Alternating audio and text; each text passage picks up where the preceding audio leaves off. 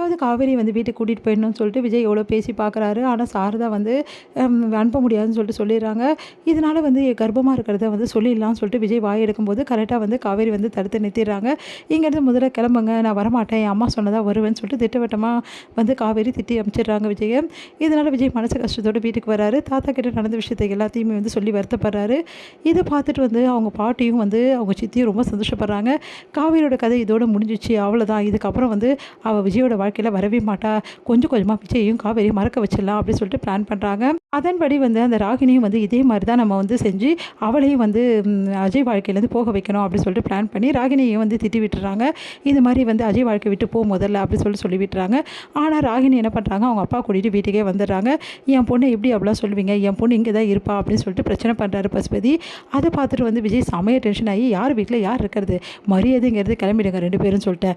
அஜய் கூட வாழணும்னா தனியாக போய் வாழ, இல்லை உன் வீட்டில் வச்சு வாழ வை. அதை விட்டுட்டு இந்த வீட்டில் அஜயும் சரி அவங்க பொண்டாட்டிக்கும் சரி யாருக்கும் இடம் கிடையாது. எங்கள் சித்தி மட்டும்தான், எங்கள் சித்தின்றதால நான் வந்து விட்டுருக்கேன், மற்றபடி யாருக்கும் இடம் கிடையாது, மரியாதைங்க போயிடுங்க அப்படின்னு சொல்லிட்டு தடுத்து விட்டுறாரு. அதனால் பசுபதி செமையாக டென்ஷன் ஆகி நான் விட மாட்டேன், என் பொண்ணோட வாழ்க்கையை வந்து கெடுக்கிறாங்க, யாரையும் விட மாட்டேன் அப்படின்னு சொல்லிட்டு பயங்கரமாக பிரச்சனை பண்ணிட்டு அங்கே வந்து போகிறாரு. இதை பார்த்துட்டு தாத்தா வந்து பார்த்தீங்களா எப்படிலாம் வந்து நடந்திருக்குன்னு சொல்லிட்டு அப்படின்னு சொல்லிட்டு பார்க்குறாங்க. அதை பார்த்துட்டு வந்து அப்போது நீங்கள் 2 பேரும் தான் வந்து ராகினி வீட்டில் போய் பேசுனீங்களா சொல்லிட்டு தாத்தா கேட்குறாரு. அதை பார்த்துட்டு ஆமாம் அப்படின்ற மாதிரி ஒத்துக்கிறாங்க. அப்போது நீங்கள் 2 பேரும் தான் விஜய் பிரச்சனையில் தலையிட்டுருக்கீங்க அப்படி தானே அப்படின்னு அதிர்ச்சி அடைகிறாங்க. உண்மையை சொல்ல போகிறீங்களா இப்போ இல்லையான்னு சொல்லிட்டு சமைய திட்டுறாரு.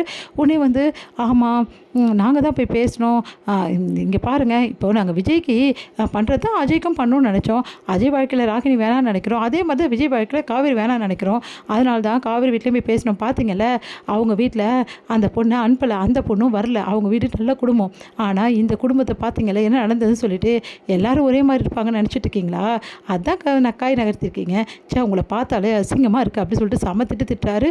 கரெக்டாக வந்து விஜய் எல்லாத்தையும் கேட்டுறாரு. பயங்கரமாக அதிர்ச்சி அடைகிறாரு. காவேரி இங்கே வர விடாமல் பண்ணது நீங்கள் 2 பேர் தானா அப்படின்னு அவங்க அமைதியாக இருக்க, டேய் உன் நல்லது தாண்டா செஞ்சோம், எது நல்லது, காவேரி இங்கே வர விடாமல் பண்ணது நல்லதா, நான் ஆசையாக காவேரிக்கு இப்படிலாம் வந்து பார்த்துக்கணும்னு நினச்சேன் தெரியுமா, இப்போ காவேரி என்ன நிலைமையில் இருக்கான்னு உங்கள் 2 பேருக்கும் தெரியுமா, அவள் கர்ப்பமாக இருக்கா, என் குழந்தை அவள் வயிற்றில் வளர்ந்துட்டுருக்கு, இந்த நிலைமையில அவளை அவ்வளோ கஷ்டப்படுத்திருக்கீங்க, இங்கே வரவேணா சொல்லியிருக்கீங்க, அவள் மனசு எப்படி பாடுபட்டிருக்கோம், அதெல்லாம் பற்றி கொஞ்சம் கூட யோசிக்காமல் நீங்களா மனுஷங்களா என்னடா சொல்கிற, காவேரி கர்ப்பமாக இருக்காரா, என்ன விஜய் சொல்கிற அப்படி தாத்தா கேட்குறேன். ஆமாம் தாத்தா, காவேரி கர்ப்பமாக இருக்கா, இந்த விஷயத்தை நான் எல்லாருக்கிட்டையும் சொல்லணும் அப்படின்னு சொல்லிட்டு நினச்சேன், ஆனால் கடைசியில் இப்படி ஆயிடுச்சு, அவள் வந்துட்டோன்னே எல்லாருக்கிட்டையும் சொல்லலான்னு நான் ஒரு விஷயம் சொன்னேன், உங்ககிட்ட எல்லாருக்கிட்ட சொன்னேன்ல, அது இந்த விஷயம் தான் தாத்தா அப்படின்னு சொல்லிட்டு அழறாரு. அதை பார்த்துட்டு அழாதரா அப்படின்னோடனே நீங்கள் இப்போலாம் பண்ணுவீங்க நினச்சி கூட பார்க்கல, இந்த அளவு வந்து காவேரியை கஷ்டப்படுத்திருக்கீங்களே, என் பொண்டாட்டியை கஷ்டப்படுத்திருக்கீங்களே, நான் காவேரி தான் வேணும்னு அவங்க அம்மா பேச்சு கேட்டு இப்படிலாம் பண்ணுறான்னு சொல்லிட்டு காவேரி மேலே கோவமாக இருந்தேன், அதே மாதிரி அவங்க அம்மா மேலேயே கோவமாக இருந்தேன், ஆனால் அவங்க மேலே எந்த தப்புமே இல்லை, எல்லாத்துக்கும் காரணம் நீங்கள் 2 பேர் தானா, இந்த விஷயம் தெரியாமல் போச்சு எனக்கு அப்படி சொல்லிட்டு டென்ஷன் ஆகிறாரு. இங்கே பாடுறா, இதெல்லாம் எனக்கு தெரியாதுடா, காவேரி கர்ப்பமாக இருக்குது எனக்கு எப்படிடா தெரியும், தெரிஞ்சதுன்னா இப்படி பண்ணியிருப்பேனாடான்னு சொல்லிட்டு பாட்டி ஃபீல் பண்ணுறாங்க. நீங்கள் ஃபீல் பண்ணாதீங்க, இதுக்கப்புறம் உங்ககிட்ட பேசுறதுக்கு எனக்கு எதுவுமே கிடையாது, ஏற்கனவே காவேரியோட குடும்பம் காவேரியை இந்த மாதிரி அனுப்ப மாட்டேன்னு சொல்லிட்டாங்க, ஆனால் இப்போது நீங்கள் பண்ண வேலையில் காவேரி ஒரே நடிகை இங்கே வராமே போயிட்டா, இப்போ உங்களுக்குலாம் சந்தோஷம் தானே, இந்த விஷயம் தெரியாமல் காவேரியும் நான் கண்டுபடி திட்டேன் ஃபோன் பண்ணி, எல்லாம் உங்களால் தானே, என் காவேரி பாவம், அவள் என்ன தான் பண்ணுவா, வயிற்றில் குழந்தைய வச்சுக்கணும், ஒவ்வொரு நிமிஷமும் ஒவ்வொரு பிரச்சனை அவளுக்கு, அவள் பாவம் தானே தாத்தா அப்படின்னு. ஆமாப்பா காவேரி ரொம்ப பாவம்ப்பா, இங்கே பாருங்கள் உங்கள் எல்லாருக்கும் சொல்கிறேன், காவேரி இங்கே வரக்கூடாதுன்னு இவ்வளோ விஷயமும் செஞ்சுங்க, அவங்களும் அனுப்பக்கூடாதுன்றாங்க, நாங்கள் பேசாமல் தண்ணி கொடுத்துன்னு போயிடுறோம் அப்படின்றாரு. அதிர்ச்சி அடைகிறாங்க எல்லாரும்.